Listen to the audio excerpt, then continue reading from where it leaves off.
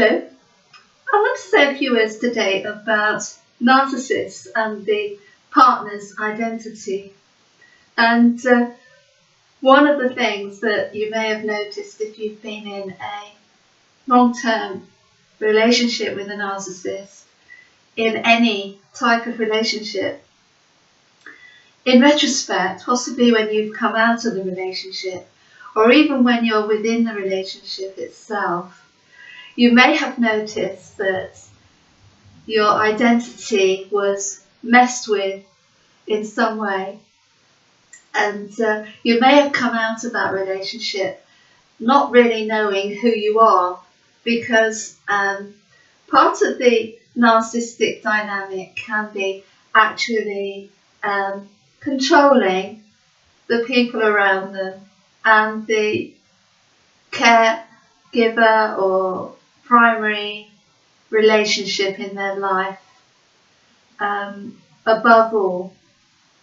possibly because this person, this main relationship, is the one that the narcissist interacts with most of all. But they do interact with a lot of other people as well, potentially, not always. But those people also need to be in position as far as the narcissistic world is concerned. And that position generally is a one-down position where they are beneath the narcissist in some way, because a very narcissistic person or someone with NPD believes that all other people are beneath them anyway, and that in order to support the facade and the persona that they put forth, everyone around them and in their sphere needs to remain in that one down position in some form, and often the people around them do feel over a period of time that they are inferior to the narcissist in some way. And this is because of the narcissist's behaviour towards others. And sometimes we can take on board, sometimes through autocasting, we can take on board the perception of other people towards us. And that can sometimes feel as if it becomes part of our own identity, particularly if we do not have a very strong sense of self. So very narcissistic people or someone with NPD may not be in relationship with someone who has a very strong sense of who they are, because they generally won't put up with being put down. And someone with very high self-esteem is going to want to stand up for themselves and either confront, or they're going to want to walk away. So this is why some people who are in relationship with very narcissistic people or someone with a personality disorder start to feel as if they're losing that strong sense of who they are. And that's sometimes because they've had to compromise who they are within the relationship with the narcissist to such an extent that it's actually starting to mess around with their own identity as they perceive it to be. And so this is part of the narcissistic dynamic, actually, is to brainwash, if you like, those around them and the people they are in primary relationship with, so that the partner acts in a way and becomes the type of partner that the narcissist needs, which is someone who will look up to the narcissist in a way so that the narcissist feels superior and the partner and the others in their lives are inferior to them. So that supports the ego. And that's an egoic need that they have. It's not necessarily something that we need to fall in line with, but it is something to bear in mind if we've been in relationship with very narcissistic people And that can happen with friends, it can happen with family members, and it can have an effect on our self-esteem and our confidence, which is why a lot of partners of narcissism find it difficult to leave, because their self-esteem has been eroded, and their confidence is eroded as well, and they lose a sense of their own empowerment and their own sense of power, which often they've handed over continuously to the narcissist, who has convinced them and almost taken over their persona and convinced them that they are a certain type of person and not who they truly are. And that can be done in all sorts of different ways, through emotional abuse or psychological or spiritual abuse, and of course physical abuse as well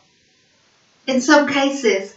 And a lot of what I speak about is personal experience with these people. And so from the inside, as it were, I can speak about how it feels to be in relationship with a narcissist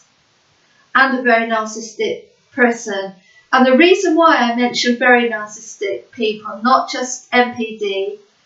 is because very narcissistic people can still have a profound effect upon us, as anyone can. And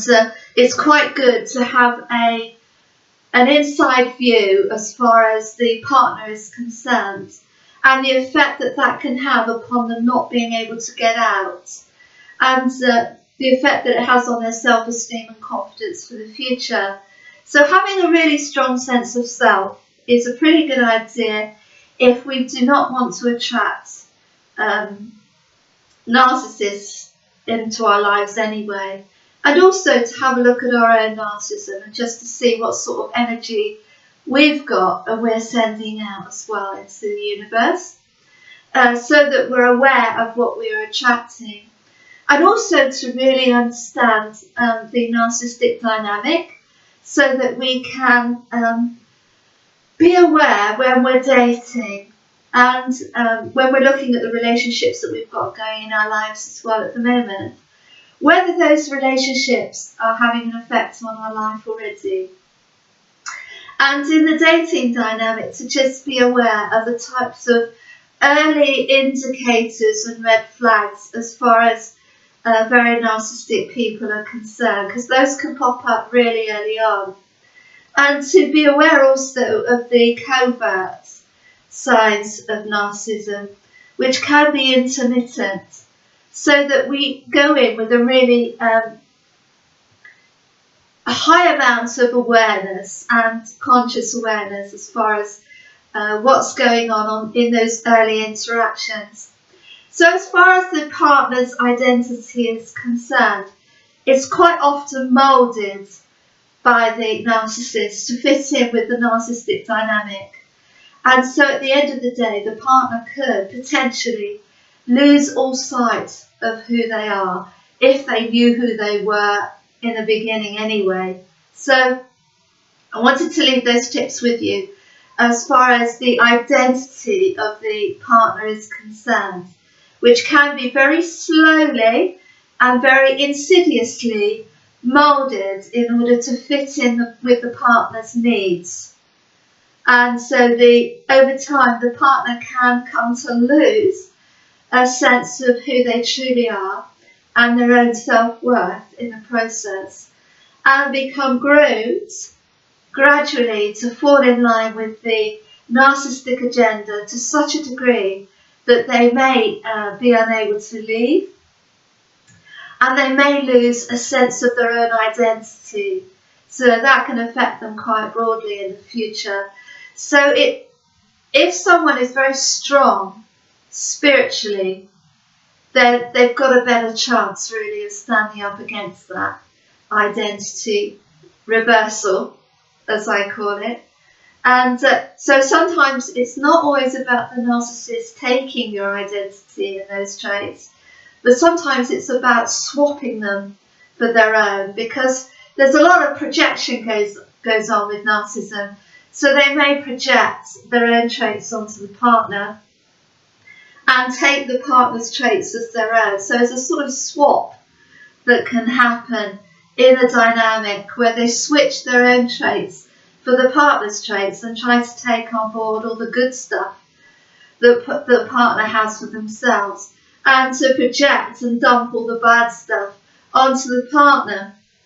So I hope that's helpful to someone out there. And as always, stay safe and very happy. Bye bye.